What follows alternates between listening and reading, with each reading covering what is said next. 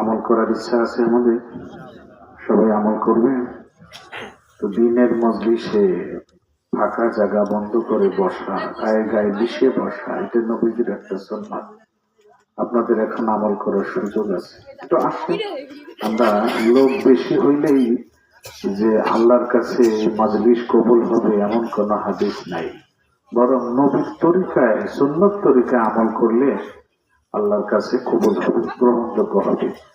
আর আল্লাহর দরবারে যদি আজকের এই মজলিস কবুল হয়ে যায়, তাহলে আয়োজনকারী, অংশগ্রহণকারী আমরা সবাই হব বড় ভাগ্যবান। এর বিনিময়ে আল্লাহ পাক আমাদেরকে জান্নাত দান করবেন।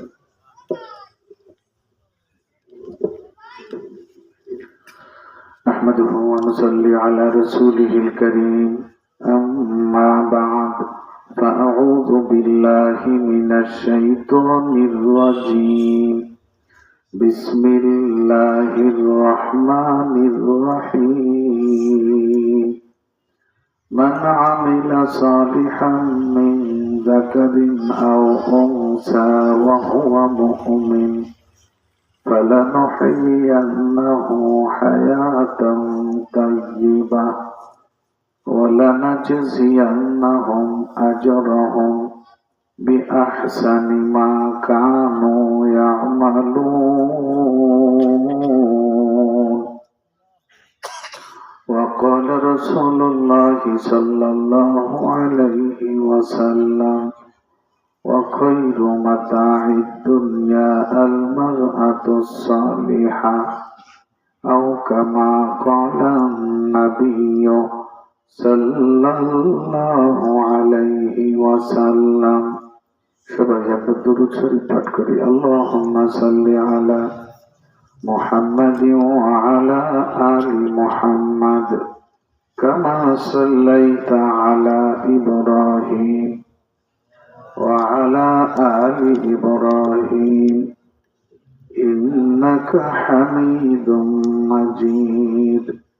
اللهم بارك على محمد وعلى آل محمد كما باركت على إبراهيم وعلى آل إبراهيم إنك حميد مجيد. দক্ষিণ হাসানদিয়া ইসলামী যুব সমাজের উদ্যোগে আয়োজিত অধ্যকার ষষ্ঠ বাৎসরিক তাফসীরুল কুরআন মাহফিলের মান্যবর সভাপতি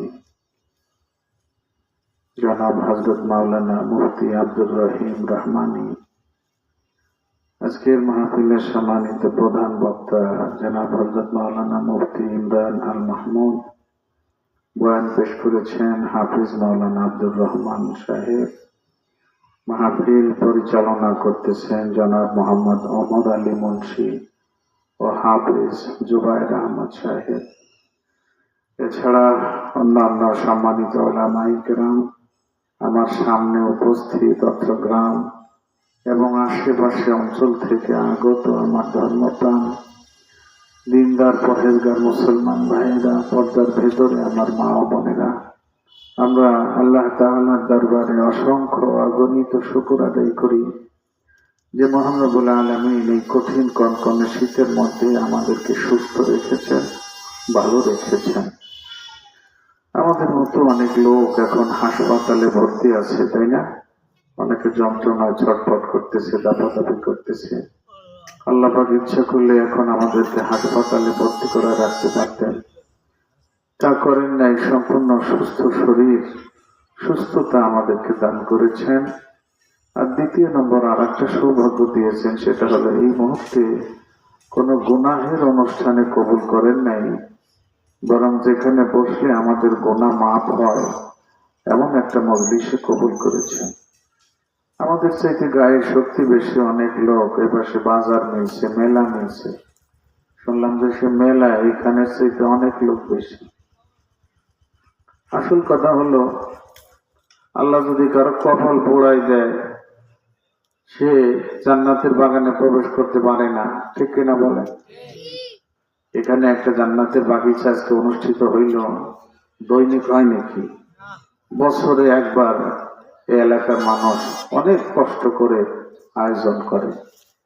কিন্তু আসলে কপাল পোড়া হতভাগা যে বছরে একবার এই জান্নাতের বাগিচায় শরীক হইতে পারলো না, আশেপাশে ঘোরাফেরা করে বাজার দিয়ে ভাজা মুড়ি খাইয়ে ঘুরে চলে গেল। ঠিক না? তো আল্লাহ পাক আমাদেরকে তা করেন নাই, বরং বড় সৌভাগ্য দিয়েছেন যে আজকের এই জান্নাতের বাগিচার জন্য আল্লাহ আমাদেরকে কবুল করেছেন, মঞ্জুর করেছেন। এই জন্য আমরা খুশি না বেজার? এই খুশির আওয়াজটা আমাদের মালিকের কাছে পৌঁছাই দেই, তাহলে তিনি আমাদের উপরে খুশি হবেন, সন্তুষ্ট হবেন। আর আল্লাহ পাক যাদের উপরে সন্তুষ্ট হবেন তারা হবে বড় ভাগ্যবান। কিয়ামতের ময়দানে আল্লাহ পাক তাদেরকে বিনা হিসাবে জান্নাত দান করবেন।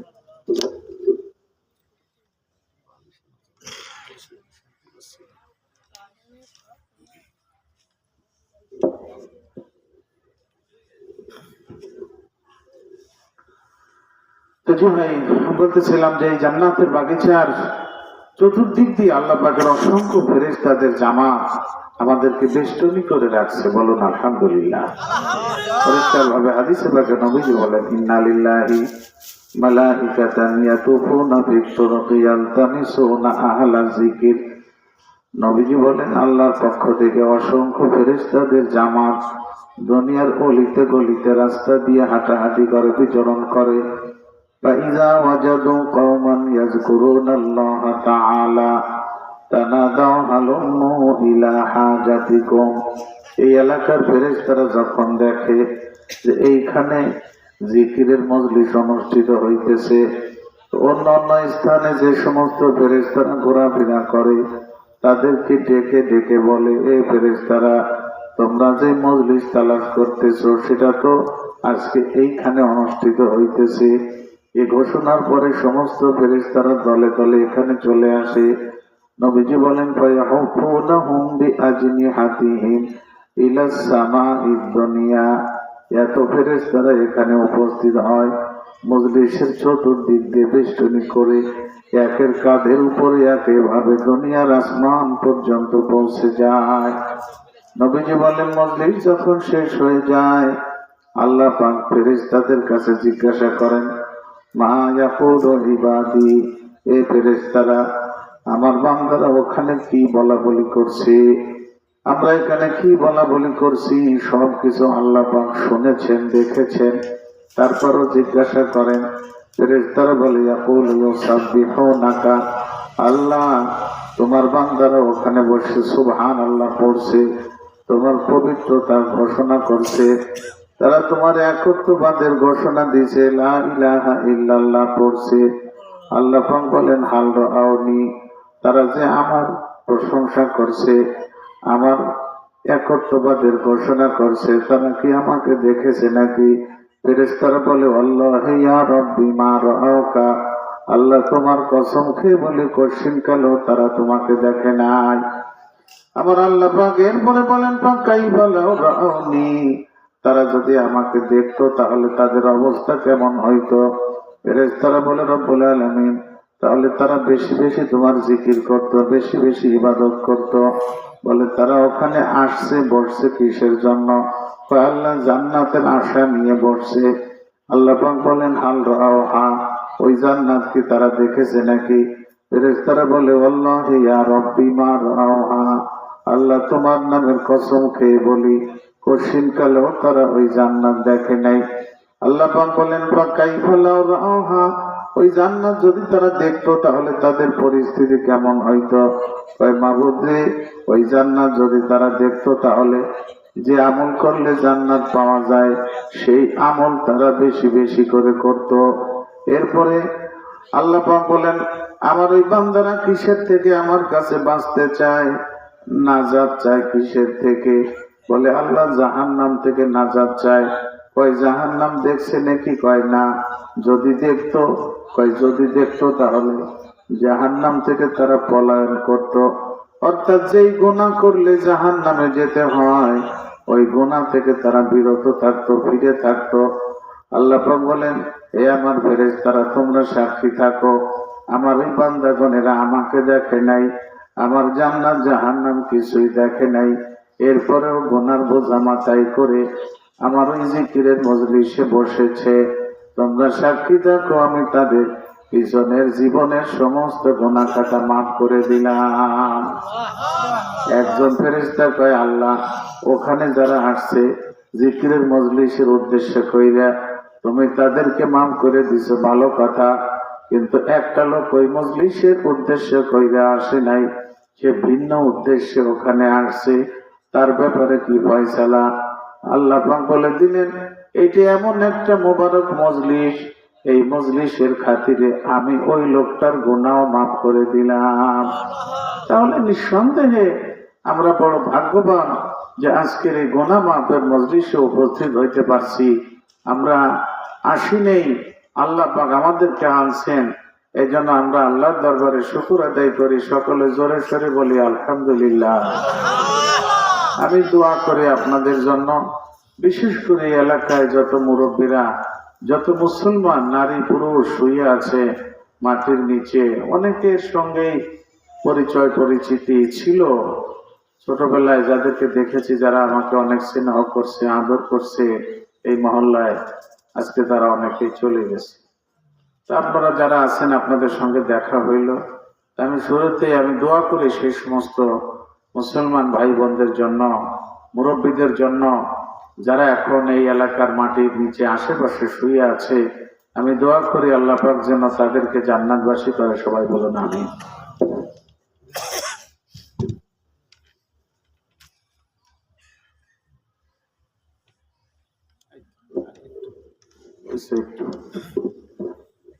এখানে আছে শুয়ে পড়া লাগে।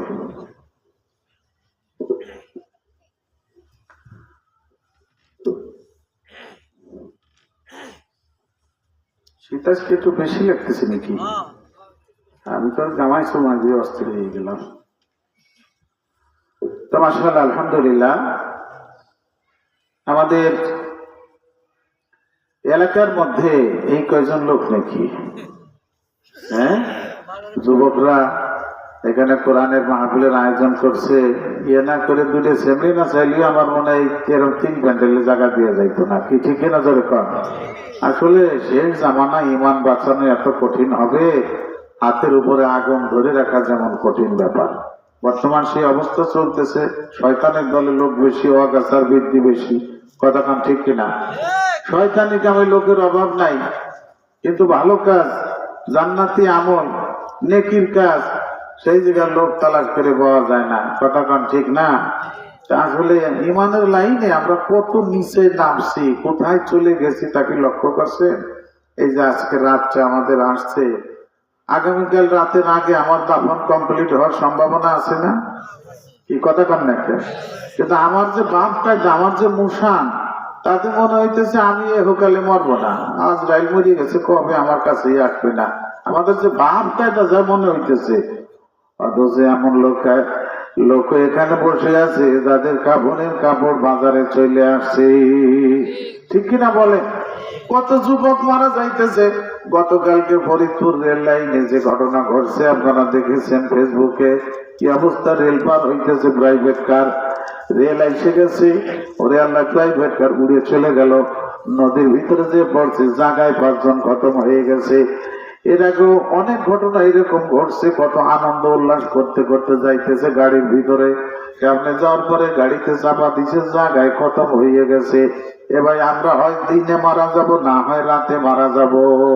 ঠিক কিনা বলে? হয় দিনে মারা যাব, না হয় রাতে মারা যাব। তো কোন দিনে মারা যাব, কোন রাতে মারা যাব, আমরা কেউ বলতে পারি না। তো রাতটা আসছে, সম্ভাবনা আছে রাতের ভিতরে আবার মৃত্যু হয়ে যাইতে পারে। ঠিক কিনা বলেন?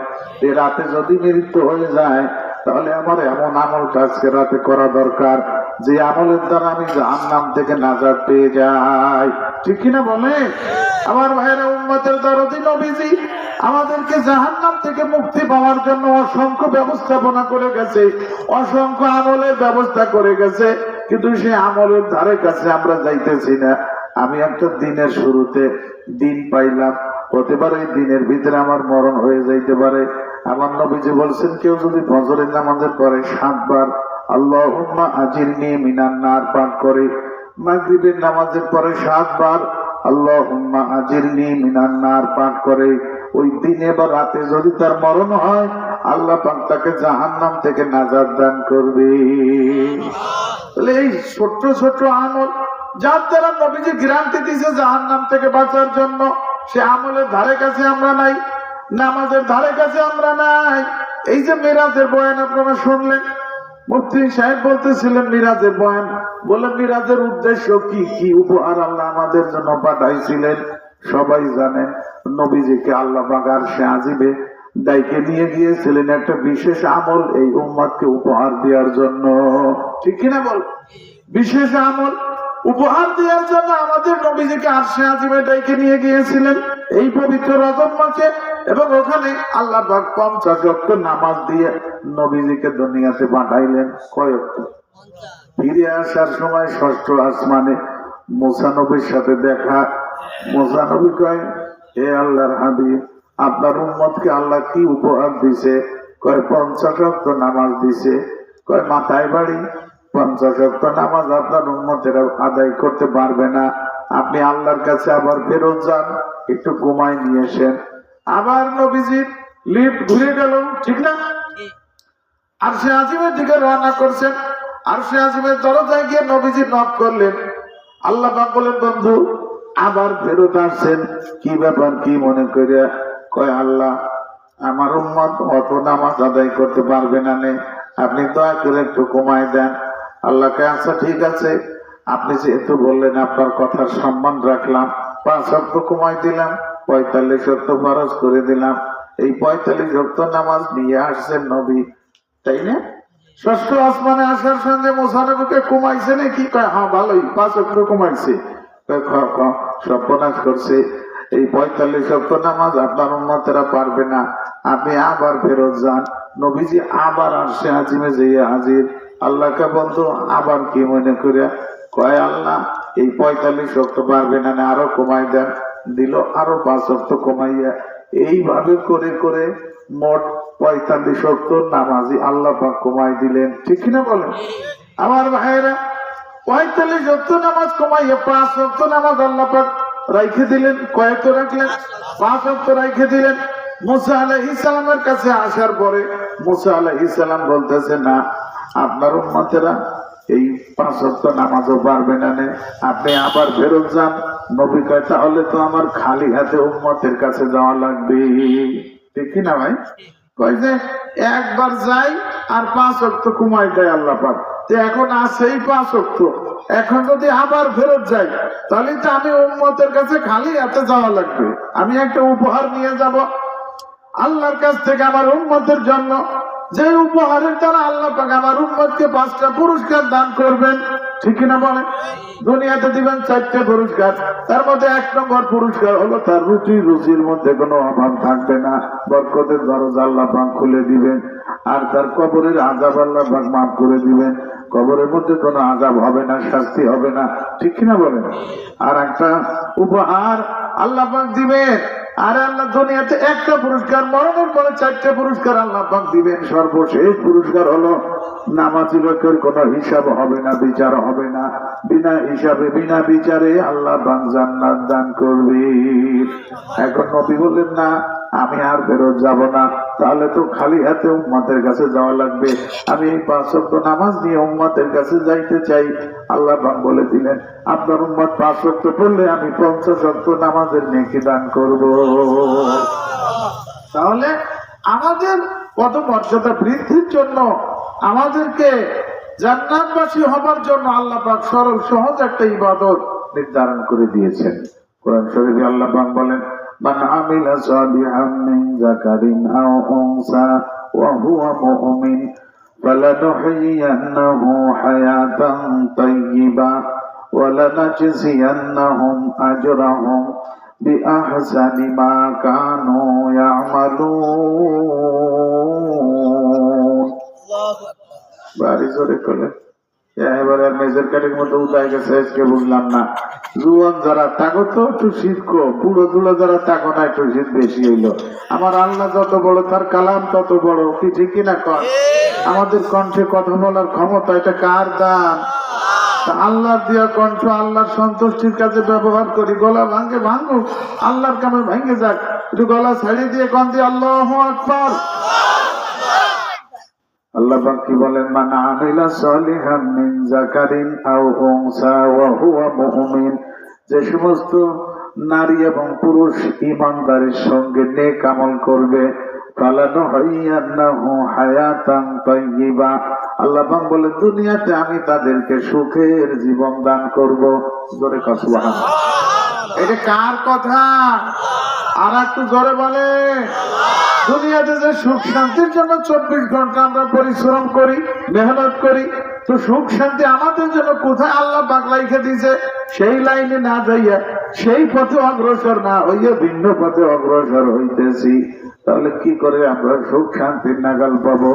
আল্লাহ পাক বলেন, যারা ঈমানদারি ঠিক রেখে দুনিয়াতে নেক আমল করবে, আমি দুনিয়াতে তাদেরকে সুখের জীবন দান করব, মরণের পরে চিরস্থায়ী সুখের জায়গা জান্নাতুল ফিরদাউস দান করব। এটা কার কথা বলে? আল্লাহ পাক বলেন নারী এবং পুরুষ উভয়ের কথা এখানে বলছেন, শুধু পুরুষের কথা বলেন নাই। আল্লাহ পাক বলেন, মান আমিলা সালিহান মিন যাকারিন আও উনসা, যে সমস্ত নারী এবং পুরুষ ঈমানদারি ঠিক রেখে ঈমানের সঙ্গে নেক আমল করবে। ঈমান বাদ দিয়ে নেক আমল করলে আল্লাহর কাছে এর কোনো মর্যাদা নাই। আছে নাকি? কোন কাফের যদি নেকির কাজ মানে ভালো কাজ করে, বলে তার দ্বারা আল্লাহ তাকে জান্নাত দান করবে না।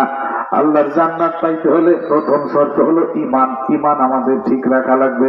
কথা কন নাকি? অনেক লোক আমাদের সমাজের ভিতর আছে, নিজেকে ঈমানদার বলে দাবি করে।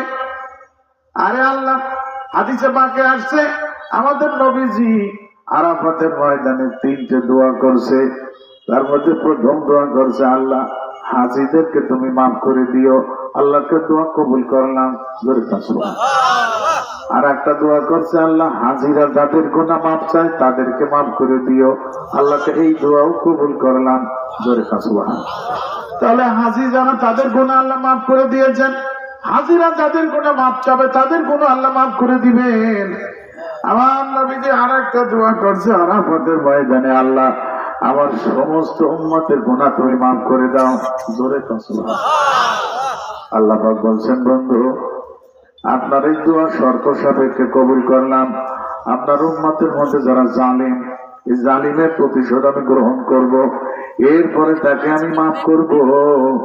নবীজি দোয়া করতেছিলেন, আল্লাহ যে জালিম, যার উপরে জুলুম করছে, মাজলুম তো পাওনাদার, আল্লাহ আমার ওই মাজলুম উম্মতের পাওনাটা আপনার পক্ষ থেকে দিয়ে দেন। জোরে কও সুবহানাল্লাহ। আর আমার ওই জালেম উম্মতকে আপনি মাফ করে দেন। আল্লাহ পাক বলেন, না বন্ধু, হবে না, আমি জালেমের জুলুমের প্রতিশোধ গ্রহণ করব। আরাফাতের ময়দানে সন্ধ্যা পর্যন্ত নবীজি এই একটা দোয়া করতেছিলেন, চোখের পানিতে বুক ভেসে যায়। আল্লাহ পাক বলেন, না বন্ধু, হবে না, জালেমের জুলুমের প্রতিশোধ আমি গ্রহণ করব। ওরে আল্লাহ, বেলা ডুবে যাওয়ার পরে হাজিদেরকে চলে আসতে হয় মুজদালিফায়। আবার নবীজি মুজদালিফায় আসলেন। মুজদালিফায় রাত যাপন করা ওয়াজিব হাজিদের জন্য, সেখানেও দোয়া কবুল হয়। মুজদালিফায় আমার নবীজি একটা দোয়া করতেছিলেন, অর্থাৎ ওই দোয়াটা যেটা আরাফাতের ময়দানে কবুল হয় নাই, মুজদালিফায় একই দোয়া করতেছিলেন। নবীজির চোখের পানিতে দাড়ি ভিজে যাইতেছে, বুক ভাইসে যাইতেছে, একই দোয়া করতেছেন, কি আল্লাহ আমার মাজলুম উম্মতের পাওনাটা তোমার পক্ষ থেকে আদায় করে দাও, আর আমার জালেম উম্মতকে তুমি মাফ করে দাও। এই একটা দোয়া করতেছিলেন আর কাঁদতেছিলেন। হঠাৎ নবীজি ফজরের নামাজের আগে কান্নার মধ্যে হেসে উঠলেন। জোরে সুবহানাল্লাহ। সাহাবীরা জিজ্ঞাসা করলো, ইয়া রাসূলুল্লাহ, আজকে এমন একটা ঘটনা ঘটলো যা কোনোদিন আমরা দেখি নাই। বলে, কোনটা? আপনি কান্নার ভিতরে হাসছেন, আমরা কোনোদিন দেখি নাই, আজকে দেখলাম। কান্নার মধ্যে আপনি হাসলেন, কারণটা কি? দয়া করে আমাদেরকে একটু বলবেন। নবীজি বলেন, আমার যেই দোয়াটা আরাফাতের ময়দানে আল্লাহ কবুল করে নাই, সেই দোয়াটা এই মাত্র আল্লাহ পাক কবুল কইরে নিছে। তাহলে বোঝা যাইতেছে আমার নবীর উম্মতের তালিকায় যার নাম আছে তার গুনাহ আল্লাহ মাফ করে দিয়েছে, কোনো সন্দেহ নাই। কিন্তু বিষয়, চিন্তার বিষয় হলো আমার নামটা নবীর উম্মতের তালিকার মধ্যে আছে কিনা, এইটা আমার দেখা দরকার। ঠিক কিনা বলে? নবীর উম্মতের তালিকার মধ্যে যদি আমার নাম থাকে তাহলে আমি বড় ভাগ্যবান, আমাকে আল্লাহ পাক জান্নাত দান করবেন, মাফ করে দিবেন।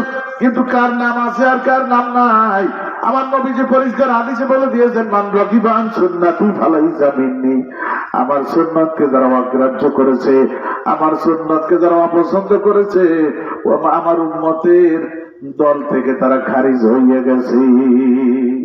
নবীজির সুন্নাত যারা অপছন্দ করে, নবীজি বলেন আমার উম্মত থেকে তারা খারিজ। তাহলে উম্মতের দলের ভিতরে, নবীর দলের ভিতরে যারা নাই, নবীজির উম্মতের তালিকার মধ্যে যাদের নাম নাই, তাহলে তাদের কিভাবে মাফ হবে বলেন দেখি রে ভাই। আল্লাহু আকবার। আমাদের যে অবস্থা, যেভাবে আমরা চলতেছি, আরে আল্লাহ, আমাদের ধারণা আমাদের গুনাহ খাতা নাই, সব মাফ হয়ে গেছে, আমরা মরার সাথে সাথে জান্নাতে চলে যাব। কিন্তু না না, মৃত্যুটা বড় ভয়াবহ জিনিস, কবরটা বড় ভয়াবহ জায়গা, কিয়ামতের ময়দান বড় ভয়াবহ ময়দান, কথা কোন ঠিক কিনা? এই সমস্ত ঘাটিগুলো আমাদের প্রত্যেকের সামনে রয়ে গেছে। মৃত্যু হলো বড় ভয়াবহ জিনিস, ভয়াবহ ভয়াবহ ব্যাপার। মৃত্যুর যন্ত্রণা বড় বড় কঠিন। আল্লাহ পাক কোরআন শরীফের ভিতর বলেন, ওয়াজাআত সাকরাতুল মাউতি বিল হক, আল্লাহ পাক বলেন মৃত্যুর যন্ত্রণা সঠিক। ওরে আল্লাহ, আজরাইল আলাইহিস সালাম যেদিন ইন্তেকাল করবেন, আপনারা শুনেছেন সবাই, আজরাইল আলাইহিস সালাম নিজের জান নিজে টাইনে বাহির করবে।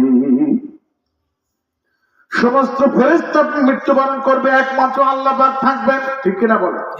কুল্লু মান আলাইহা ফান ওয়া ইয়াবকা ওয়াজহু রাব্বিকা যুল জালালি ওয়াল ইকরাম। আল্লাহ বাদে সব খতম হয়ে যাবে। যত ফেরেশতারা আল্লাহ বানাইছে, সমস্ত ফেরেশতাদেরকে মৃত্যুবরণ করতে হবে, একমাত্র আল্লাহ পাক থাকবেন জীবিত চিরঞ্জীব। আর সর্বশেষ মৃত্যুবরণ করবে আজরাইল আলাইহিস সালাম, যিনি সমস্ত মাখলুকাতের জান কবজ করেছে। আল্লাহ পাক সর্বশেষ তাকে বলবে, মুতিয়া মালাকাল মাউত, এ মৃত্যুর ফেরেশতা তুই এখন মরে যা।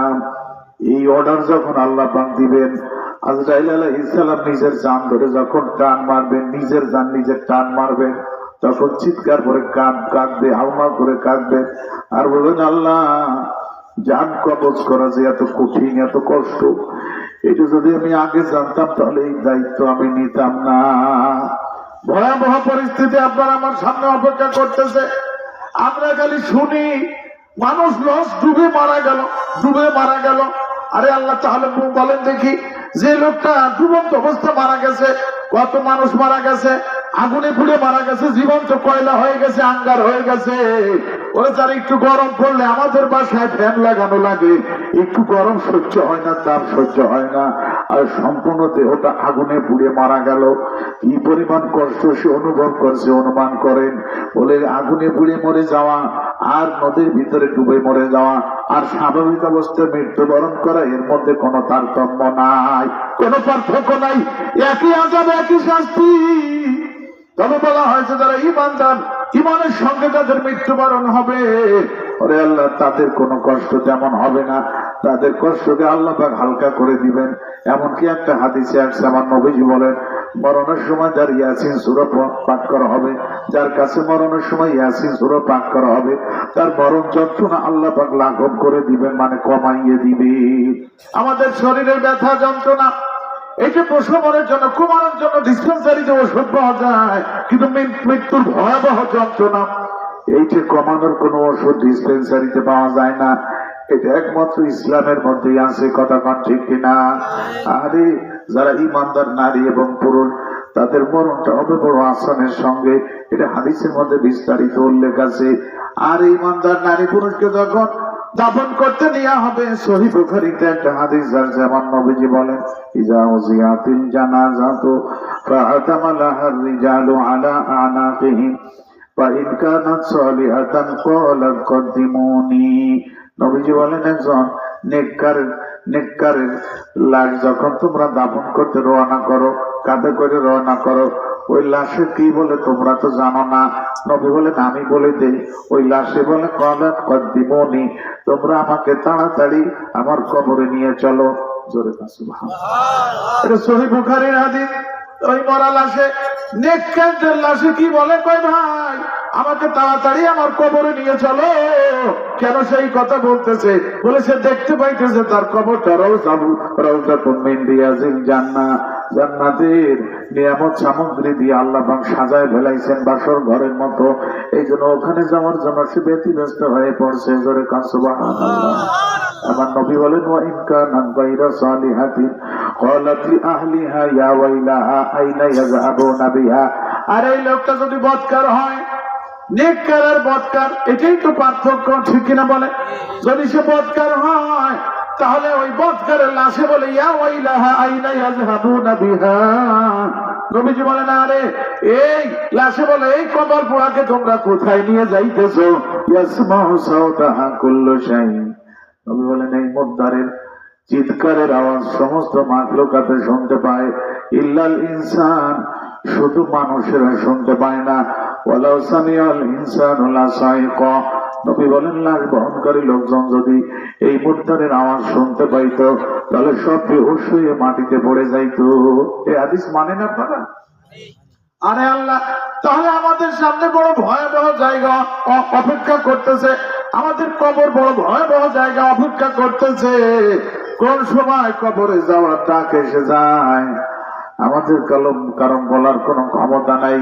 যে কোনো মুহূর্তে ডাক এসে যাইতে পারে, হতে পারে আগামীকাল এই টাইমে আমার দাফন কমপ্লিট হওয়ার সম্ভাবনা আছে না নাই? তাড়াতাড়ি বলে। তাহলে তো আজকে রাতেই আমার এমন আমলটা করে রাখা দরকার যাতে কালকে দিনে যদি আমি দাফন হয়ে যাই ওই কবরের জীবনে আমি যেন নাজাত পেয়ে যাই, আমার কবরটা যেন জান্নাতের বাগিচা হয়। এমন আমল আমার আজকে রাতের মধ্যে করা দরকার, ঠিক কিনা বলে? আরে মানুষ দুনিয়ার জন্য পাগল হয়ে আছে, নিজের কবরের কোনো খবর নাই। আমার দেশের মায়েরা বোনেরা, আমার দেশের যুবকেরা যেভাবে চলাফেরা করতেছে তাতে মনে হইতেছে এদের মরণ সহজে হবে না, দেরি আছে, অনেক দেরি আছে এদের মরণের। অথচ না, যে 24 ঘন্টা আমাদের মরণের জন্য রেডি থাকা দরকার, প্রস্তুত থাকা দরকার, ইমান এবং আমল নিয়ে। জোরে কোন ঠিক না বেঠি? আমাদের ইমান আছে, অনেকের ধারণাটা হুজুর আমরা তো ইমানদার, ইমান আছে আমাদের। বলে ইমান যদি থাইকে থাকে তার প্রমাণ তো দেওয়া লাগবে, মুখে বললে হবে না। কথা কোন ঠিক না? আমার যে ইমান আছে প্রমাণ দেওয়া লাগবে না। আমাদের এলাকায়, আমাদের গ্রামে মোটর সাইকেল ভাড়া চালায় এক লোক, এটাকে কইতেছে লোকজন যারা যাত্রী হয় মাঝে মধ্যে, দূরের যারা অপরিচিত যাত্রী যদি ওঠে তাহলে এই মাঠের ভিতরে আসার সময় এই যে জমি দেখেন, এই যে যত জমি সব এগুলো আমাকে, সব আমাকে। মানে তার কাছে ভুটানিগিরি দেখাইতেছে যে আমরা যেমন তোমার লোক না, গরিব মানুষ না, এই সব জমি আমাকে। আসলে কি সব জমি আমাকে মুখে বললে হয়ে যাবে? দলিল থাকা লাগবে না, প্রমাণ থাকা লাগবে না। কথা কন না? আমরা যে ইমানদার, ইমানদার বলে দাবি করতেছি তার প্রমাণ তো আমার কাছে থাকা লাগবে। নবীজি কি বলেন ইমানের প্রমাণ কি? নবীজির কাছে সাহাবীরা জিজ্ঞাসা করলে, ইয়া রাসূলুল্লাহ মাল ঈমান, ঈমান কি জিনিস, কাকে বলে ঈমান, কার মধ্যে ঈমান আছে কার মধ্যে ঈমান নাই? আমার নবী বলেন, ইজা সাররাতকা হাসানাতুকা ওয়া সাআতকা সাইয়্যাতুকা ফা আনতা মুমিন। বলে নেকির কাজে যদি তোমার আনন্দ লাগে, গুনার কাজে যদি তোমার কষ্ট লাগে, তাহলে বুঝে নিও তুমি হইতেছো একজন ঈমানদার। এবার ভুলে গেছি সব পড়া, যে ঠান্ডা পড়ছে। আচ্ছা, এর সাথে আরো বেশি ঠান্ডা আল্লাহর কাছে নাই? কি কথা কর না? আর যত ঠান্ডাই পড়ুক, এই যে আমরা বাজার দিয়ে আসলাম, ওরে বাবা, সিঙ্গারা, পুরি, ভাজা, বিস্কুট, বিড়ি, ধুমো উঠতেছে সমানে। রেলগাড়ির সেই ধুমো, ইঞ্জিনে ধুমো না সমানে। কিসের আমার কাল রে মিয়া? আমার গেলে মসজিদে যাওয়ার সময় কাল, আর ওয়াজ মাহফিলে যাওয়ার সময় কালি করে। কথা কথা কিনা? শয়তানি কামে আর কালে ধরে না। রাগ করলাম নাকি আমার ভাইয়েরা? তো কি বলতেছিলাম, কার মধ্যে ঈমান আছে কার মধ্যে ঈমান নাই? নবীজি কি বলেন, ইজা সাররাতকা হাসানাতুকা ওয়া সাআতকা সাইয়্যাতুকা ফা আনতা মুমিন। নেকির কাজে যদি তোমার আনন্দ লাগে, এই যে আপনারা এখানে আসছেন, এটা নেকির কাজ না গুনার কাজ? এখানে আসার পরে যদি মনের ভিতরে আনন্দ লাগে, ভালো লাগে, না আজকে ভালো জায়গা আসছি, ভালো জায়গা বসছি, মনের ভিতরে যদি একটা আনন্দ লাগে, আর গুনার কাজ করলে যদি খারাপ লাগে কোনো কারণে। এর আগে আমি একবার মাহফিলে যাই খুলনা, বাসের ভিতরে উঠছি, একটা লোক তার সিট ছেড়ে আমার বসাইলো, হুজুর খারাপ লাগতেছে। বললাম কেন? জুম্মার নামাজটা ছুটে গেছে, পড়তে পারি নাই, মনের মধ্যে কষ্ট পাইতেছি। কথা কন, জুম্মার নামাজটা ছুটে গেছে, ড্রাইভার দাঁড়াইলো না কোন জায়গায়, বলা হয়েছিল জুম্মার নামাজটা ছুটে গেছে, মনের ভিতরে কষ্ট লাগতেছে, খারাপ লাগতেছে। হুজুর, তোমার নবীজি কি বলেন? গুনার কাছে যদি তোমার কষ্ট লাগে, নামাজ না পড়া কি বড় গুনাহ না ছোট গুনাহ? বড় গুনাহ, কবিরা গুনাহ। যে গুনার কারণে জাহান্নামে যাওয়া লাগবে, এইটা আমি ওয়াহিদুজ্জামানের কথা না, কোরআন শরীফে আল্লাহ পাক বলেন, ক্বালু লাম নাকু মিনাল মুসাল্লিন। আল্লাহ পাক বলেন জান্নাতীরা জাহান্নামীদেরকে জিজ্ঞেস করবে, মা সালাকাকুম ফি সাকার, এ মিয়া অমুক মোল্লা তমুক মোল্লা, আরে আমরা দেখি একই মহল্লায় বসবাস করছি, আমরা আসছি জান্নাতে, তোমরা কেন আজকে জাহান্নামে গেছো? ওখান থেকে তারা জবাব দিবে, ক্বালু লাম নাকু মিনাল মুসাল্লিন। কয় ভাই, একই মহল্লায় একই পাড়ায় বসবাস করতাম ঠিকই, তোমরা নামাজি ছিলাম, আমরা নামাজি ছিলাম না, এই কারণে ঠিকানা হয়েছে জাহান্নামে। এটা কার কথা? আর একটু আসতে কন, জোরে বলেন, কার কথা? আল্লাহর কথা সত্য না অসত্য? তাহলে যারা বেনামাজি তাদের ঠিকানা কোথায়? তাড়াতাড়ি কর। আরে আল্লাহ, জাহান্নামে যাওয়ার জন্য প্রতিযোগিতা করতেছি, পাল্লা দিয়ে ঝাঁপায় পড়তেছি। এ আমার ভাইরা বোনেরা, ফিরে আসেন, তওবা করেন। আজকে আমরা সবাই তওবা করি, পিছনে ভুল করছি আর সামনে আর ভুল করব না। আমরা নামাজ নিয়ে কবরে যাইতে চাই, ঠিক কিনা বলেন? আমার রাসূল বলে দিয়েছেন, কবরের সামান হলো চারটে। এক নম্বর হলো আল্লাহর কোরআন, যার দিলের ভিতরে আছে, মাথার কাছে কবরের সামান বন্ধ হয়ে দাঁড়াবে। দ্বিতীয় নম্বর হলো নামাজ, কবরের সামান বন্ধ হয়ে ডান পাশে দাঁড়াবে। আর তৃতীয় নম্বর কবরের সামান হইতেছে রমজানের রোজা, বন্ধ হয়ে বাম পাশে দাঁড়াবে কবরের ভিতরে। আর অন্যান্য যত নেক আমল আছে, এগুলো বন্ধ হয়ে পায়ের কাছে দাঁড়াবে। জোরে কসবা। তাহলে সত্যিকারের চালাক হলো ওই লোকটা যে মরার আগে, কবরে যাওয়ার আগে তার সামান জোগাড় করে। কিতাবের মধ্যে আসছে খাঁটি বুদ্ধিমানের 3টে গুণ। 1 নম্বর গুণ হলো মালিকের কাছে যাওয়ার আগে যে মালিককে রাজি করে। জোরে কসবা। মার্ডার কেসের আসামি গ্রেফতারি পরোয়ানা জারি হয়ে গেছে, কথাটা হাজির দিয়াই হাজির হওয়াই লাগবে। আর হাজির হইলে তার বেল কেটে দিবে, ঠিক কিনা বলে? জেলখানার ভিতরে তাকে ঢুকতে হবে। এখন সে ধরা দিতেছে না পুলিশের হাতে, মার্ডার কেসের আসামি। সে কায়দা করে চলে, বলে কলে কৌশলে ঘুষ দিয়ে ওর টাকা পয়সা যেভাবে হোক, ওই যে জজ সাহেবকে সন্তুষ্ট করাইছে, জজ সাহেবকে রাজি করাইছে, যেভাবে হোক জজ সাহেবকে খুশি করছে, জজ সাহেবের কাছে গেছে, তাকে টাকা পয়সা দিয়ে তাকে সন্তুষ্ট করছে। এখন জজ সাহেব বলতেছে, কালকে তুমি দাঁড়াইও যাইয়ে কাঠ গড়ায়, দাঁড়ানোর সাথে সাথে তোমার জামিন হয়ে যাবে।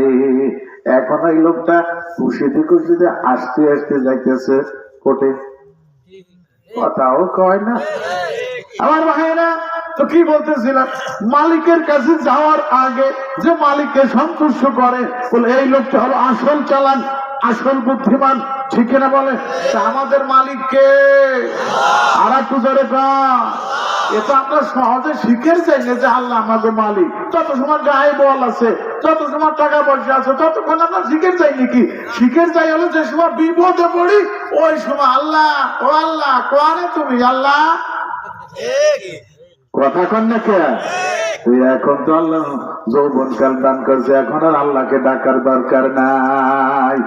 এ আমার ভাইরা, অপেক্ষা করো, অপেক্ষা করো। তোকে বলতেছিলাম, বলে 3টে গুণ তার ভিতরে, তারা হলো খাঁটি চালাক, খাঁটি বুদ্ধিমান, আসল বুদ্ধিমান। 1 নম্বর গুণ হলো মালিকের কাছে যাওয়ার আগে যে মালিককে সন্তুষ্ট করে। আর আমাদের মালিক হলেন আল্লাহ। আর আল্লাহকে সন্তুষ্ট করা একেবারে সহজ, মানুষকে সন্তুষ্ট করা বড় কঠিন, কথা কন না? আমারে কয়টা দিয়ে আপনি সন্তুষ্ট করবেন? কাকে কিভাবে? মানুষকে খুশি করবেন কিভাবে? নিজের একটা পেটের জন্য কি আমরা এত কঠিন পরিশ্রম করি নাকি? কথা কন না? ওই যে আদম চাষ করছি, আবার ম্যাডাম আছে, তাকে খাওয়াতে হবে, পড়াতে হবে, অসুখ হলে চিকিৎসা করতে হবে, কত পথ, ঘর বাড়ি দালান কোটা, নিজের একার জন্য এত দালান বানানো লাগে নাকি? ওই যে সংসারে যেগুলো পয়সা দিছি, এগুলো সুখ শান্তি দিবার যাইয়া আমার জীবনের পর তুবন, কথাও কয় না। শুধু তারপরেও কি এদের খুশি করতে পারছে নাকি বলেন? কোনো না কোনো সময় কোনো কারণে ওরে আল্লাহ, তারা ভীষণ বেজার, ভীষণ রাগ, ছেলে রাগ, মেয়ে রাগ, আর ম্যাডাম তো যদি একবার রাখা চলে তার কথাই নেই, ঠিক কিনা জোরে কম। এ আমার ভাইরা, কিন্তু আল্লাহকে রাজি করা বড় সহজ, আল্লাহকে খুশি করা বড় সহজ। আল্লাহ বলে লাইন শাকারতুম লাযীদান্নাকুম ওয়া লাইন কাফারতুম ইন্না আযাবী লাশাদীদ। আল্লাহ বলেন আমার কৃতজ্ঞতা স্বীকার করো, আমার শুকর গুজার বাধ্য হয়ে যাও, তাহলে আমি খুশি হয়ে তোমাদের জন্য আরো নিয়ামত দিব। জোরে কসবা। আমার ভাইরা, তো যারা মালিকের কাছে যাওয়ার আগে তাকে সন্তুষ্ট করবে তারা হবে দুনিয়ার মধ্যে চালাক লোক, বুদ্ধিমান লোক। আর দ্বিতীয় নম্বর গুণ হলো, এই দুনিয়া ছেড়ে দিবার আগে যারা দুনিয়াকে ছেড়ে দিয়েছে বলে তারা হলো আসল বুদ্ধিমান। এই দুনিয়া একদিন আমাকে ছেড়ে দিবে, যতই আমি 2 হাত পাও দিয়ে 4 হাত পাও দিয়ে দুনিয়াকে জড়াই ধরি, এই দুনিয়া একদিন আমাকে লাথি মেরে তাড়াই দেবে।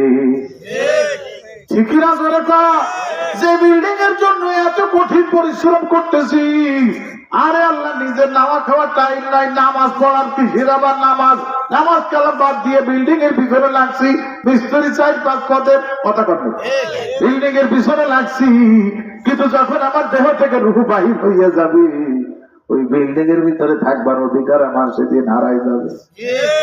নগরকান্দায় একটা লোক বিদেশে তাকে টাকা পয়সা পাঠাইছে, ঘর বাড়ি বানাইছে, বিল্ডিং বানাইছে, আরে আল্লাহ এখন বাড়ি আসবে, লাশ হয়ে বাড়ি আসছে, লাশ আইছে বাড়ি আসার পরে এখন ওই মুরব্বীরা 2-4 জন তার ছেলে পেলেদেরকে ডাইকে বলতেছে, হ্যাঁ মনানা, এই বিল্ডিং তোমরা বানাইছো না তোমাদের বাপ তোমার আব্বা বানাইছে? কেন আব্বাই বানাইছে, তার টাকা পয়সা দিয়ে বানাইছি। কয় সে কি এই বিল্ডিং এ একটা রাত থাকছে? কয় না। কয় তাহলে সে 2-3 রাত এই বিল্ডিং এ থাকুক, তার টাকা পয়সা দিয়ে বানাইছে, তোমরাই তো জীবন ধরে থাকবা। তো সে এত আশা হইলে কত কষ্ট করিয়া টাকা কামাই করছে, বাড়ি ঘর ভাড়াই দিয়া, তার তো বিল্ডিং টা সে 2-3 দিন তো থাকুক, লাশটা তার ওই ঘরের ভিতরে সে থাকুক। কোন ছেলে পেলে রাজি হয় না, কথা কন না কে? তাহলে বিল্ডিং এর মহব্বত করে কোনো লাভ নাই। বন্ধুরে, আমাদের মালিকের সঙ্গে মহব্বতের সম্পর্ক করা লাগবে, ঠিক কিনা বলে? তাহলে সব জায়গায় আল্লাহর সাহায্য আমাদের পক্ষে থাকবে, কোন জায়গায় আমার কোন চিন্তার কোন কারণ নাই। আল্লাহ পাক বলেন, আলা ইন্না আউলিয়া আল্লাহি লা খাউফুন আলাইহিম ওয়া লা হুম ইয়াহজানুন। আল্লাহকে আমার বন্ধু হয়ে যাও, তাহলে তোমার কোনো ভয় নাই, তোমার কোনো চিন্তা নাই, মরণে ভয় নাই, কবরে ভয় নাই, কিয়ামতের ময়দানে কোনো ভয় নাই, কোনো চিন্তাও নাই। জোরে সুবহানাল্লাহ। আমার ভাইয়েরা, আল্লাহকে কেউ যদি বন্ধু বানায়, আল্লাহ পাক তাকে বন্ধু হিসেবে গ্রহণ করে। কুরআন শরীফে আল্লাহ পাক বলেন, আল্লাযীনা আমানু আশাদ্দু হুব্বান লিল্লাহ। আল্লাহ পাক বলেন, যারা ঈমানদার ওরা টাকা পয়সা বাড়ি গাড়িকে বেশি মহব্বত করে না। ঈমানদারের একমাত্র কেবলমাত্র শুধুমাত্র আমি আল্লাহকে সবচাইতে বেশি মহব্বত করি। এই সমাজের মধ্যে যারা ঈমানদার বলে দাবি করবে, তাদের মহব্বতের সম্পর্ক কার সঙ্গে হবে বেশি? আর একটু জোরে বলে, আল্লাহ পাক বলেন, আল্লাযীনা আমানু আশাদ্দু হুব্বান লিল্লাহ। ঈমানদারের মহব্বতের সম্পর্ক বাড়ি গাড়ি টাকা পয়সার সঙ্গে না, তাদের মহব্বতের সম্পর্ক হলো একমাত্র আল্লাহ পাকের সঙ্গে। আর আল্লাহ দুনিয়াতে যে যাকে ভালোবাসে ওরা আল্লাহ তার চেয়ে বাধ্যগত হয়ে থাকে, কথা কন না কেন? তার যাকে যে বেশি ভালোবাসে সে কোন রকম যেন মনে কষ্ট না পায়, তার সবকিছু তার কাছে ভালো লাগে। ওই যে কিতাবে আসছে মজনুর কথা, যে মজনু লাইলির জন্য পাগল। এমন একদিন একটা ঘটনা ঘটছে, কুত্তো যাইতেছে রাস্তা দিয়ে, মজনু তো ওই যে কুত্তরে জড়াই ধরে সময় দেয় লোকজনকে, এতকাল শুনছি তুই লাইলির পাগল, আজকে দেখছি কুত্তর পাগল, কথা কন না? কুত্তরে জড়াই ধরে সময় দিতেছে মজনু।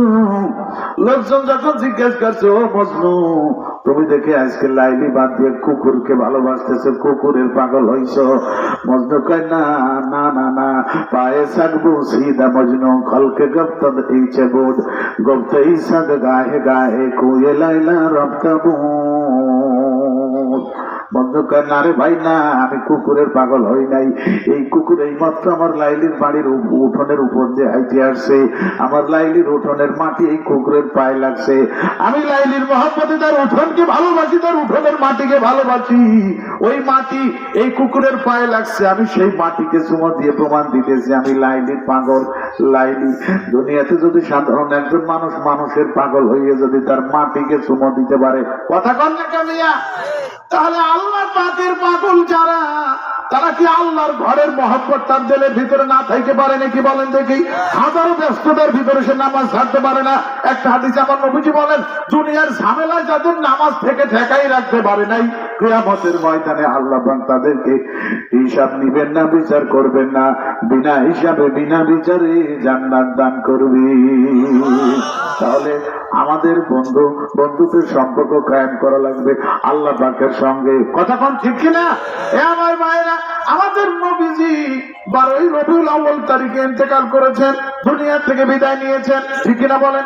তার 13 দিন আগে আমাদের নবীজি ওই যে মদিনার মসজিদের পাশে একটা গোরস্থান আছে জান্নাতুল বাকি, ওই গোরস্থানে গেলেন 13 দিন আগে। গোরস্থানে যেয়ে কবর জিয়ারত করলেন, দোয়া করলেন, মোনাজাত করলেন, আর কবরবাসীদেরকে লক্ষ্য করে বলেন, হে কবরবাসীরা, তোমাদের কবরের জীবন মুবারক হোক। বর্তমান দুনিয়ার ফেতনার অন্ধকারে ছেয়ে গেছে। নবীজি বুঝাইতে লাগলেন যে দুনিয়ার এই ফেতনা বাজাদের চাইতে কবরে থাকাই তোমাদের জন্য উত্তম, কবরের জীবন তোমাদের মোবারক হোক। দুনিয়ার জীবন এখনো ফেতনার অন্ধকারে ছেয়ে গেছে। আজ থেকে 1000 বছর আগে নবীজি এই কথা বলে গেছে। এখন যদি নবীজি থাকতেন আমাদের মাঝে, তাহলে দুনিয়ার অবস্থা কি বলতেন? ওখান থেকে বাসায় ফেরার পথে নবীজির মাথায় প্রচন্ড ব্যথা শুরু হলো। বাসায় আসার পরে গায়ে ভীষণ জ্বর দেখা গেল। ওই জ্বর ছিল 13 দিন। 13 দিন পর্যন্ত নবীজি জ্বরে আক্রান্ত ছিলেন। এরপরে নবীজি ইন্তেকাল করেন 12ই রবিউল আউয়াল তারিখে। নবীজি এত জ্বর, বাসায় আসতে মসজিদে আসতে পারেন না, বাসার ভিতরে নামাজ আদায় করেন। নবীজির বাসা তো মসজিদ সংলগ্ন, যেখানে বর্তমান রওজা মুবারক, ওটাই নবীজির বাসা। এখন মসজিদের ভিতরে পড়ে গেছে, এরিয়া সম্প্রসারণ হবার কারণে আরে আল্লাহ, আমার নবীজি মসজিদে আসতে পারে না। সাহাবে আজমাইন কাঁদতেছে হাউমা করে মসজিদের ভিতরে। নবীজি মসজিদে আসে না, কাঁদতেছে।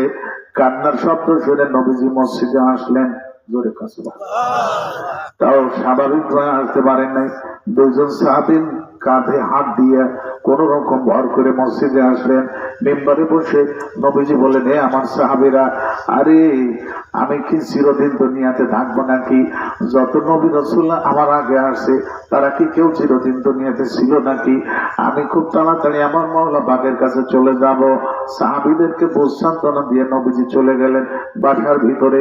ইন্তেকালের 3 দিন আগে আর একবার নবীজি আসছিলেন মসজিদের। সাহাবীদের কান্না শুনে ওই দিন সাহাবীদের উদ্দেশ্যে নবীজি সংক্ষিপ্ত ভাষণ দিয়েছিলেন।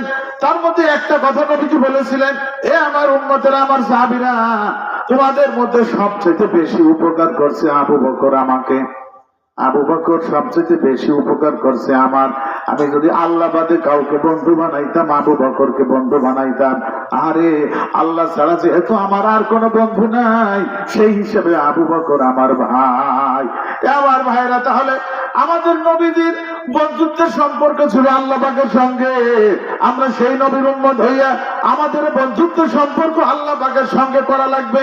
জোরে ঠিক না বেশি? ওরে আল্লাহ, এইটা তেলের ভিতরে আল্লাহ পাকের মহব্বতের আগুন জ্বালাইতে হবে।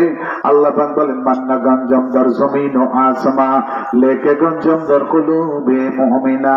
আল্লাহ, আমি এত বড় বিশাল, দুনিয়াতে আমার জায়গা হয় না, কিন্তু ইমানদারের কলবের ভিতরে আমার জায়গা হয়ে যায়। আমার ভাইয়েরা, সূর্যটা পৃথিবীর চাইতে 13 লক্ষ গুণ বড়। এত বড় বিশাল সূর্য যদি দুনিয়াতে রাখা হয়, তাহলে তার জায়গা হবে না।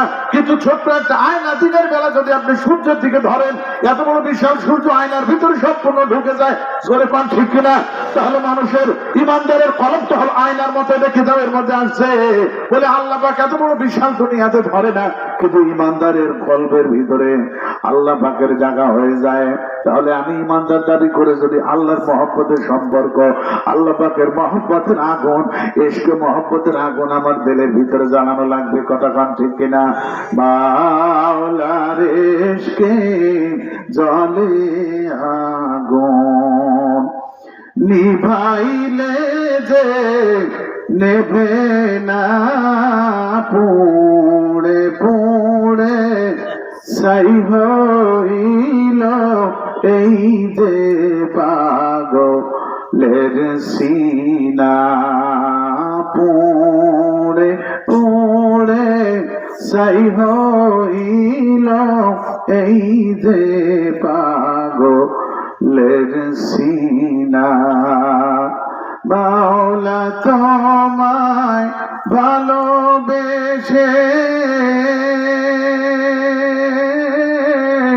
কলিজা পুড়ে গন্ধ আসে আমি তোমার নূরে যাব মিশে তোমার নূরে যাব মিশে দূরে ফেলে দিও না পুড়ে পুড়ে ছাই হইল এই যে পাগলের সিনা বাংলাদেশকে জলে আগুন নিভাইলে যে নেবে না পুড়ে পুড়ে ছাই হইল এই যে পাগলের সিনা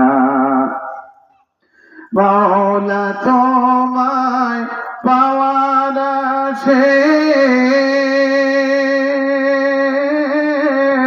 ঘুরি আমি দেশ বিদেশে তাই তো এই ময়দানে এসে তাই তো এই ময়দানে এসে মিঠাই মনের বাসনা পুড়ে পুড়ে ছাই হইল এই যে পাগলের সিনা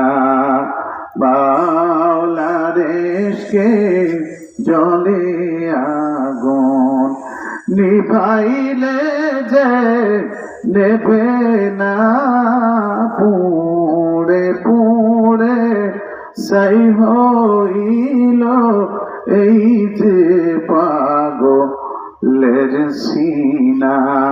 তাহলে ভাইরা আমাদের দিনের ভিতর কার মহব্বত বেশি জায়গা দেওয়া লাগবে? আমরা যেই নবীর উম্মত, আমাদের নবীজি আল্লাহ পাকের সঙ্গে মহব্বতের সম্পর্ক কায়েম করেছিলেন, কতক্ষণ ঠিক কিনা?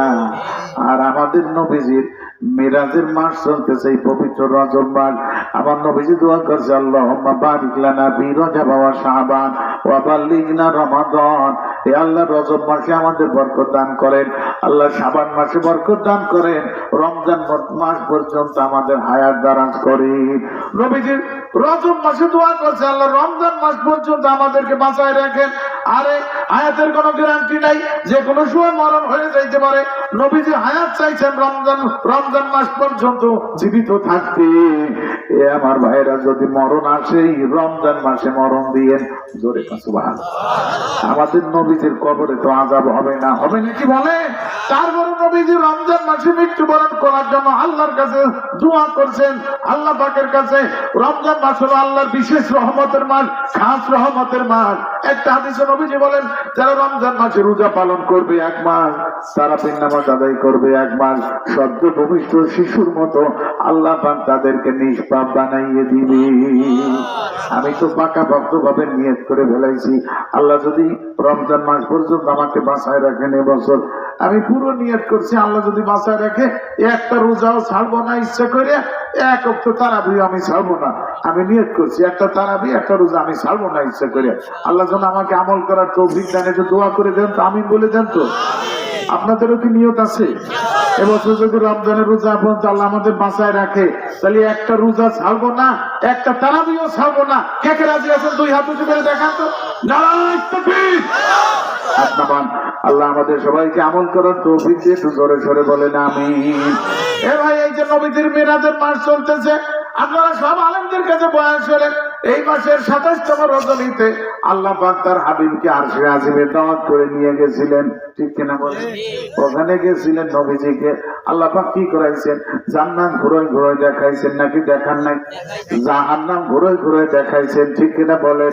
মিরাজ থেকে ফিরে আসার পরে নবীজির মেয়ে হযরত ফাতেমা এবং তার জামাতা হযরত আলী রাদিয়াল্লাহু তাআলা আনহু, এই দুইজনে আসছে নবীজির সঙ্গে দেখা করার জন্য। যে মিরাজ থেকে আসছে, দেখি কি কি অবস্থা, খোঁজ খবর নেওয়ার জন্য আসছে। আইসে দেখে নবীজি কামরার ভিতর হাউমাউ করে কাঁদতেছে। হযরত ফাতেমা জিজ্ঞেস করলো, আব্বাজান কি হয়েছে আপনার? মিরাজ থেকে আসার পরে কি জন্য কাঁদেন? নবীজি বলেন, মারে আমি উম্মতের ব্যথায় কাঁদি। আমি জাহান্নাম ঘুরে ঘুরে দেখেছি, জাহান্নামের ভিতরে দেখলাম আমার উম্মতের পুরুষের চাইতে নারীর সংখ্যা বেশি, নারীর সংখ্যা জাহান্নামে বেশি। এই জন্য নবীজি কাঁদতেছেন। আরে পুরুষের নবীর উম্মত, মহিলারা তো নবীর উম্মত, কথা কান না কেন? আমাদের একটা বাচ্চা, আমরা যারা বাপ মা হয়ে গেছি, আমাদের একটা সন্তান যদি অসুস্থ থাকে, বেশি অসুস্থ, তাহলে বাপ মার চোখ দিয়ে ঝরঝর করে পানি পড়ে, কথা কন না কেন? আর নবীজির দিলের ভিতরে উম্মতের মায়া, উম্মতের মহব্বত তো সন্তানের চাইতে বেশি, ঠিক কিনা বলেন? উম্মত জাহান্নামে জ্বলতেছে, এই অবস্থা দেখে নবীজি কাঁদতেছেন। জিজ্ঞাসা করলো, হযরত ফাতেমা কি কি শাস্তি আপনি দেখছেন জাহান্নামে নারীদের? নবীজি বলেন, আমি দেখলাম এক শ্রেণীর মহিলাদের চুল ধরে জাহান্নামের ভিতরে ঝোলাই রাখছি, জাহান্নামের ভিতরে চুল ধরে ঝোলাই রাখছি। আরে ভাই, জাহান্নামের ভিতরে থাকা নাই তো একটা শাস্তি, কথা কন ঠিক কিনা? এরপরে আবার চুল ধরে জাহান্নামে ঝোলাই রাখছে। জিজ্ঞেস করলো হযরত ফাতেমা, আব্বাজান মহিলাদের চুল ধরে জাহান্নামে ঝোলাই রাখা হয়েছে, অপরাধ কি? কয়, ওরা মাথায় কাপড় দেয় না, মাথার চুল পর পুরুষকে দেখাইছে, এই কারণে চুল ধরে জাহান্নামে ঝোলাই রাখা হবে। এই হাদিস মানে এটা তো মেরাজের হাদিস। আরে আল্লাহ, এই জন্য নবীজি কাঁদতেছিলেন আউমাউ করে। আরে আমার দেখছেন কত যুবতী যুবতী মহিলারা, যুবতী মেয়ে কন্যা সন্তান, যুবতী মা বোন যারা আছে, মাথায় কাপড় থাকে না, পর পুরুষকে দেখাইতেছে মাথায় কাপড় নাই, চুল খুলে দেখাইতেছে। আচ্ছা বলেন দেখি, তারা যদি খাঁটি তওবা করে না মারা না যায়, তাহলে তো অবশ্যই তাদের ঠিকানা হবে জাহান্নামে, ঠিক কিনা বলে? এ ভাই, আল্লামা মুফতি আব্দুল গফফার সাহেব আমার বারাকাতুহু ওনার বেগম একটা বই লিখেছেন, 6 প্রকার গুনার কারণে 6 প্রকার মহিলাদের আযাব, এই ব্যাপারে একটা বই লিখেছেন উনি, হাদিসের বরাত দিয়ে। এই বইটা আপনারা পড়েন, বাসায় রাখা দরকার, তালিম করা দরকার। তার মধ্যে একটা ঘটনা লিখছে, কোন একটা এলাকায় কবরস্থানের ভিতরে একজন মহিলা চিৎকার মেরে কাঁদতেছে আর বলতেছে, আমাকে তোমরা এখান থেকে বাহির করে নিয়ে যাও। গোরস্থানের ভিতরে আওয়াজ হইতেছে, একটা মেয়ের লোকের কণ্ঠ। তখন ওই আওয়াজ শুনে এলাকার লোকজন চলে আসছেন, আইসে শুনে সত্যি একজন মেয়ে মানুষের কণ্ঠ বলতেছে, তোমরা আমাকে কবর থেকে বাহির করে নিয়ে যাও। আরে কবর হয়ে গেছে, কবরটা কার? বলে গ্রামের অমকের মেয়ের কবর। তারে তাই কে আনছে? বলে যে তোমার মেয়ের কবর থেকে আওয়াজ আসতেছে। বলে তাহলে কি করা যায়? তাহলে তা আমরা কবর খুঁড়ি। এরকম ভাবে কবর খুঁজছে, খোঁজার পরে ওই মেয়েটা বলতেছে, আমার যে একটা কাপড় এনে দাও তোমরা। একটা কাপড় এনে দিছে, ওই কাপড় মুড়ি দিয়ে একটা দৌড় দিয়ে তার বাড়ি চলে গেছে। বাড়ি যেয়ে তার যে রুমের ভিতরে থাকতো, ওই রুমের ভিতরে ঢুকে ভিতর থেকে খিল মাইরে দিছে। লোকজন জড়ো হয়ে গেছে, সবাই বলতেছে, কি ব্যাপার, তুমি দৌড়ে যাইয়া ভিতরে খিল মাইরে দিছো, দরজা খোলো, তোমার সঙ্গে আমরা কথা বলবো, কি ঘটনা কি হয়েছে বলো দেখি। মেয়েটা বলতেছে, আমার শরীরের যে অবস্থা, এটা তোমরা দেখে সহ্য করতে পারবা না, বড় ভয়াবহ অবস্থা। বলে কি? কয়, আমার মাথায় একটা চুলও নাই, এমনকি মাথায় চামড়াও নাই, তোমরা কি এটা দেখে সহ্য করতে পারবা নাকি? যদি সহ্য করতে পারো, তাহলে যারা সহ্য করতে পারবা তারা শুধু রুমের ভিতরে আসো।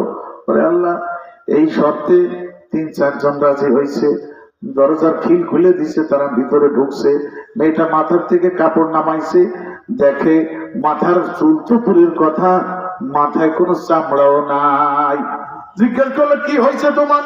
কই আমি মাথায় কাপড় দেই নাই, মাথার চুল খুলে পর পুরুষকে দেখানোর কারণে ফেরেশতারা আমার চুল টাইনে টাইনে ছিঁড়ছে।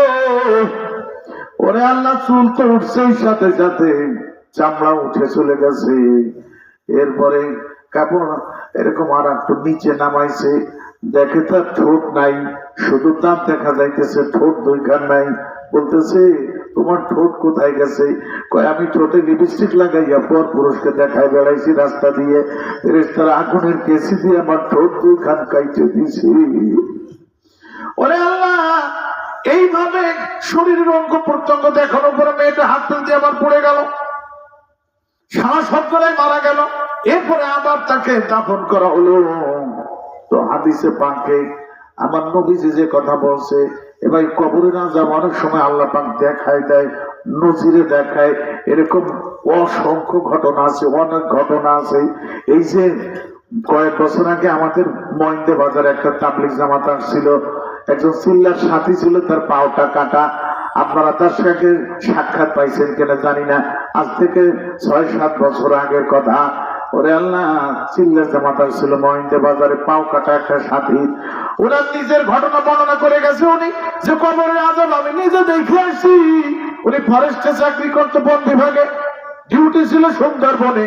কয় আমি ডিউটি করতেছিলাম একা, এর মধ্যে একটা বুনো হাতি আমার উপরে হামলা চালাইলো। আমি প্রাণ বাঁচানোর জন্য দৌড়াইতেছিলাম, দৌড়াইতে দৌড়াইতে পড়ে গেলাম একটা গর্তের ভিতরে। তাকাই দেখে এটা গর্ত না, এটা একটা কবর, একটা লাশ পড়ে আছে। বিশাল বড় বিচ্ছু লাশের উপরে দংশন করতেছে। এখন লোকটাকে মাবুদ রে, আমার আর বাঁচার কোনো পথ খোলা রইল না। এত বড় বিশাল বিচ্ছু আমি জীবনে কোনোদিন দেখি নাই। এই বিচ্ছু যদি আমাকে দংশন করে তাহলে আমি জায়গায় খতম হয়ে যাব। আর ওদিকে হাতি তো চলে আসছে, সে তো আমাকে এখন মাইরে ফেলাবে। আল্লাহ, আমার বাঁচার কোনো পথ খোলা নাই, তোমার রহমতের ভিখারি। এর মধ্যে হাতি এসে সুর নামাই দিছে লোকটাকে ধরার জন্য। ওরে আল্লাহ, আল্লাহ যাকে বাঁচায় তাকে কেউ মারতে পারে না। ওই বিশাল বড় বিচ্ছু লাফ দিয়েছে, হাতির সুরে একটা কামড় দিয়ে দিল। হাতি বিকট আওয়াজ করে সুর টান দিয়ে দৌড়াইতে লাগলো পিছনের দিকে। ওই লোকটা কবর থেকে লাফ দিয়ে উঠে দৌড়াইতেছে হাতির পিছনে। দেখি হাতি কোথায় যায়, কিছু দূর যাবার পরে হাতি পড়ে গেল, পড়া সারা মরা সারা। ওই লোকটা পাও দিয়ে পাড়া দিছে হাতির গায়ে, পাড়া দেওয়ার সঙ্গে তার পাও ডাইবে গেছে।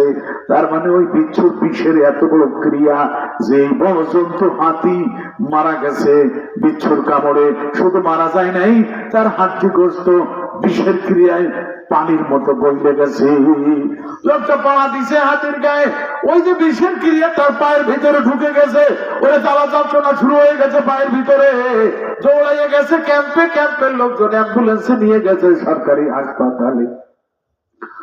ডাক্তার এক্সামিন করে বলতেছে এত বড় ভয়ানক বিষ আমরা জীবনে কোনোদিন দেখি নাই, গিরে পর্যন্ত উঠে গেছে, এর কোনো চিকিৎসা নাই। গিরের উপর থেকে পাওটা না কাটলে একে আর বাঁচানো যাবে না।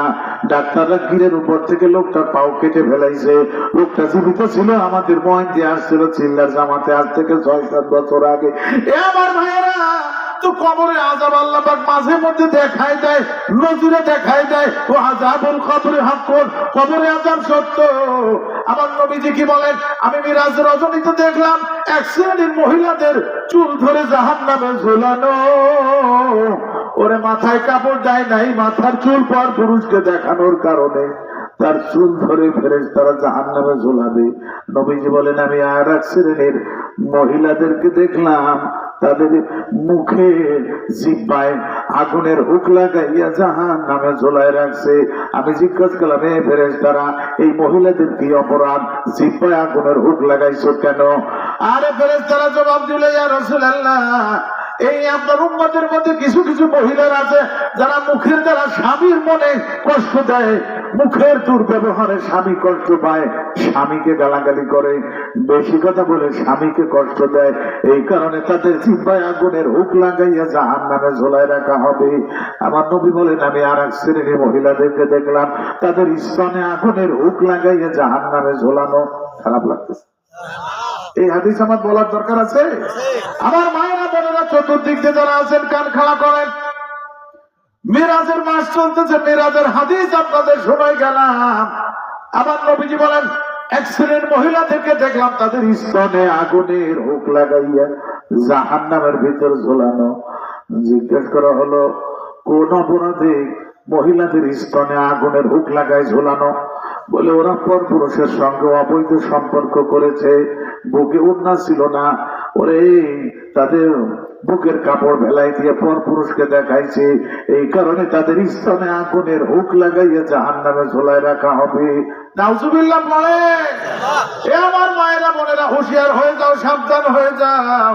আরে তোমাদের মর্যাদা ইসলামের সবচেয়ে বেশি। এমনকি কিতাবে আসছে, একটা মেয়ে যদি আল্লাহর ওলি হয়, 70 জন পুরুষ হলে আল্লাহর চাইতে তার দাম বেশি। জোরে কিন্তু আর একটা কথাও কিতাবে লেখা আছে, একটা মেয়ে লোক যদি বৎকার হয়, 1000 বৎকার পুরুষের চাইতেও নিকৃষ্ট। আরে আল্লাহ, কন্যা সন্তান যার ঘরের ভিতর আছে, একটা হাদিসে আমার নবীজি বলেন, খায়রু মাতাঈদ দুনিয়া আল মারআতু সালিহা। নবী বলেন, যে ঘরে একজন নেককার স্ত্রী আছে, দুনিয়ার সর্বশ্রেষ্ঠ সম্পদ সেই ঘরের ভিতরে আছে।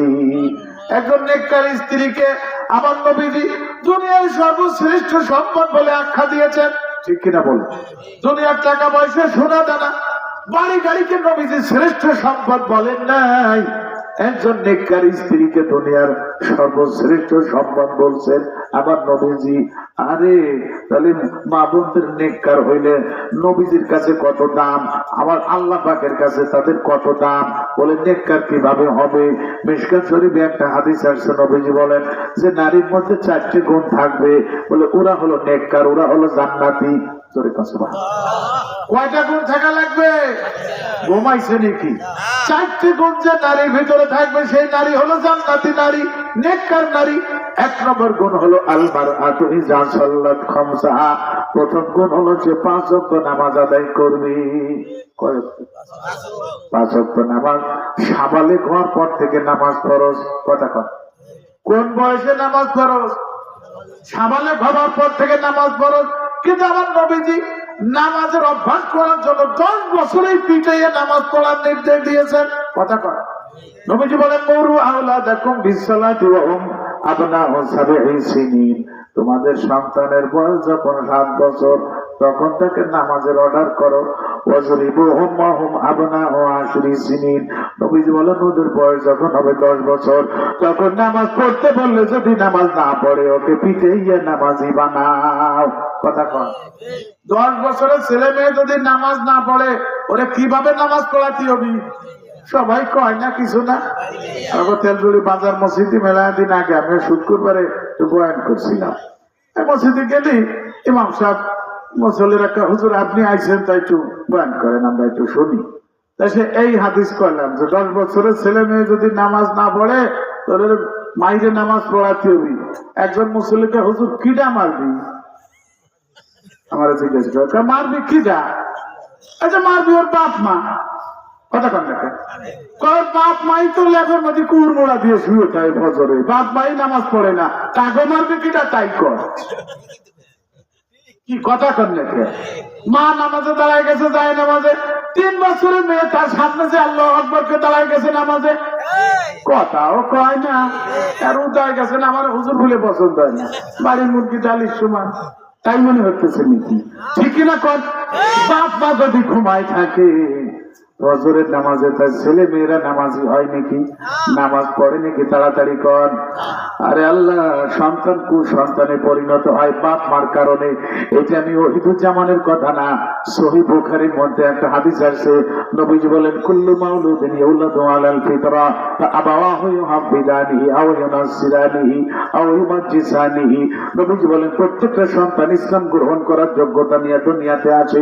কারো পিতা মাতা সন্তানকে ইহুদি বানায়, কারো পিতা মাতা সন্তানকে খ্রিস্টান বানায়, কারো পিতা মাতা সন্তানকে অগ্নি পূজারী বানায়। প্রত্যেকটা সন্তান, হিন্দুরা তাদের সন্তানকে কি বানায়? মুসলমান বানায়। কথা কন একটা, হিন্দুরা তাদের সন্তানকে কি বানায়? হিন্দু বানায়। খ্রিস্টানরা তাদের সন্তানকে কি বানায়? খ্রিস্টান বানায়, কিন্তু মুসলমানরা তাদের সন্তানকে মুসলমান বানানোর কথা ছিল, কিন্তু আমরা তা না করে মুসলমান ওই আমাদের বাচ্চা কাচ্চাকে ইহুদি খ্রিস্টানের শিক্ষা দিয়ে তাদেরকে ইহুদি খ্রিস্টান বানাইতেছি। জোরে কোন ঠিক কিনা? এরপরে ওই সন্তান বড় হয়ে যখন কুসন্তান হয়ে গেছে, বাপ্পার বিরুদ্ধে গেছে, তখন এসে হুজুরি কাছে হুজুর এই ফুলা ভাঙা বেতরিবাত হয়েছে, বাপ্পার হুকুম মানে না, এই অবস্থা ধরে কথা করেন। নিম গাছ লাগাইয়া ওই আঙ্গুর খাওয়ার আশা করা যায়? সেই জন্য আবার মায়েরা বোনেরা যারা আছেন, শেষ কথাটা বলে দেই, মা বোনদের নেককার জান্নাতি হওয়ার জন্য 4টি আমল, 4টি গুণ। 1 নম্বর হলো তারা নামাজি হবে, 2য় নম্বর গুণ হলো রমজান মাসে রোজাদার হবে, 3য় নম্বর গুণ হলো তারা পর্দানশীলা হবে, 4র্থ নম্বর গুণ হলো স্বামীর আনুগত্য করবে, স্বামীকে পীরের মতো ভক্তি করবে, পীরের মতো আনুগত্য করবে, স্বামীর হাতে মুরিদ হয়ে জীবন কাটাবে। নবীজি বলেন ফালতাদখুল মিন আইয়ি আবওয়াবিল জান্নাতি শাআত, ময়দানে হাসরে এই নারীদের জন্য আল্লাহ পাক জান্নাতের সব দরজা খুলে দিবে, যে কোনো দরজা দিয়ে ইচ্ছা আল্লাহ জান্নাতে প্রবেশ করতে পারে। আলহামদুলিল্লাহ, আমাদের নওজোয়ান বক্তা মুফতি ইমরান আল মাহমুদ সাহেব চলে আসছেন। উনি অত্যন্ত মূল্যবান বয়ান করেন। উনি এখন আপনাদের সামনে খুব জরুরি কথা বলবেন, এরপরে দোয়া মোনাজাত পরিচালনা করবেন। আসলে আমারই পরে মোনাজাত করার কথা ছিল, আমি শারীরিক ভাবে খুবই অসুস্থ, আজকে ডাক্তারের কাছে যাওয়ার কথা ছিল, কিন্তু সেই দূরে ডাক্তারের কাছে গেলে হিসেব কিতাব করে দেখলাম যে এই মাহফিলে এসে ধরতে পারবো না, যার কারণে ওই ট্যাবলেট কটা বাজারে থেকে কিনে এই খাতে আইছি। তো এই হিসেবে একটু আগে সময় নিচ্ছে কি কমিটি, তা আমি আমার খুব ভালো লাগছে। আমার আচরণে, ভাষায়, ব্যবহারে আপনারা কি মনে কষ্ট নিয়েছেন? সন্তুষ্ট আছেন আমার উপরে? আমিও আপনাদের উপর সন্তুষ্ট আছি। বিশেষ করে এই হাসামদিয়া দক্ষিণ পাড়া আমার আব্বা এখানে মসজিদে ইমামতি করেছেন, নামাজ পড়াইছেন। আমিও হাসামদিয়া মাদ্রাসা যখন পড়ি এই মহল্লায় অনেকবার আসছি। আপনাদের সঙ্গে আমার অত্যন্ত মহব্বতের সম্পর্ক। হাফেজ জুবাইর, ওমর আলী সাহেব সহ এই মহল্লার যারা আমাকে এই মাহফিলে দাওয়াত দিছে, আমি এত খুশি হয়েছি, এত সন্তুষ্ট হয়েছি যে মনে চায় যে আমার এই মহব্বতের মানুষের সঙ্গে দেখা করি, কিন্তু আসলে তো সময় সুযোগে হয় না। এই একটা ওসিলায় আপনাদের সঙ্গে দেখা হইল। তা আমার স্নেহের ওমর আলী এবং হাফেজ জুবাইর সাহেব, আমি তাদেরকে আন্তরিক মোবারকবাদ জানাই, ধন্যবাদ জানাই যারা আমাকে এই মাহফিলে দাওয়াত করেছে। আমি সবাইকে মোবারকবাদ জানিয়ে যা কিছু আলোচনা হলো, আল্লাহ পাক আমাদের সবাইকে আমল করবার তৌফিক দান করেন। আমরা সকলে বলি আমিন। ও আখিরু দাওয়ানা আলহামদুলিল্লাহি রাব্বিল আলামিন। আসসালামু আলাইকুম ওয়া রাহমাতুল্লাহ।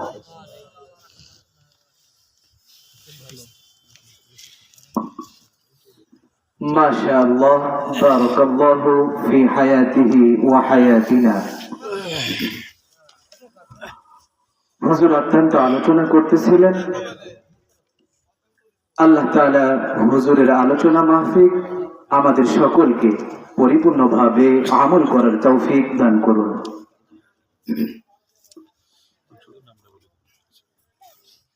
এই পর্যায়ে আপনাদের সম্মুখে পবিত্র কোরআন ও হাদিস নিয়ে আলোচনা করবেন বিশিষ্ট আলেমে দ্বীন জনাব হযরত মাওলানা মুফতি ইমরান আল মাহমুদ।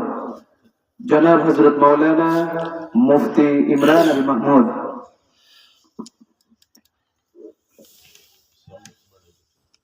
লোকজন কম।